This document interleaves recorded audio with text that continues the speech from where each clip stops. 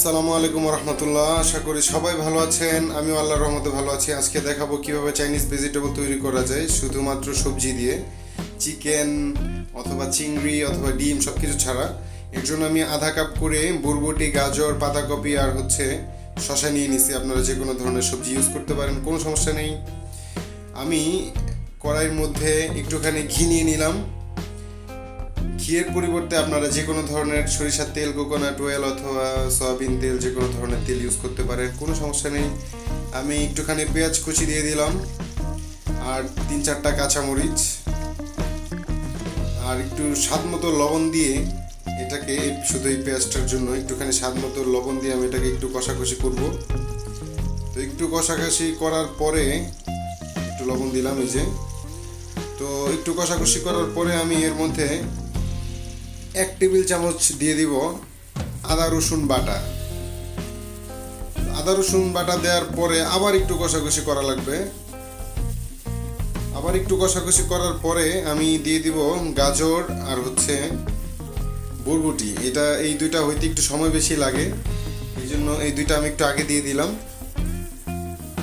2-3 minute কষাকষির পরে গাজর আর বরবটিটাকে 2-3 minute পরে আমি দিয়ে দিব পাতাকপি আর শসা কেটে রাখা যে ছিল। তো এটাকে আবার একটু কষাকষি করা লাগবে। তো এই পুরো জিনিসটা আসলে কষাকষির উপরে চলতেছে। যাই হোক, এখন আমি 1 টেবিল চামচ সয়া সস দিয়ে দিলাম। আর এই পুরাপুরি কষাকষির যে খেলাটা চলতেছে, যতক্ষণ কষাকষি চলবে ততক্ষণ চুলাটা থাকবে হাই হিটে। আর না হলে যাতে সবজির কালারটা আর কি ঠিক থাকে, দেখতে যাতে একটু সুন্দর লাগে আর কি। যদি চুলাটা লো হিটে থাকে তাহলে সময় বেশি লাগবে, সবজির কালারটা নষ্ট হয়ে যাবে। যাই হোক, আমি একটু পেঁয়াজ কেটে রাখছিলাম, একটু আস্তে আস্তে করে দেখলেন এরকম আর কি দিয়ে দিলাম। আর 1 চা চামচ দিয়ে দিলাম গোলমরিচ গুঁড়া আর আধা চা চামচ দিয়ে দিলাম টেস্টিং সল্ট। তো তারপরে আমি আরেকটু কষাবো, মিক্স করে নিলাম।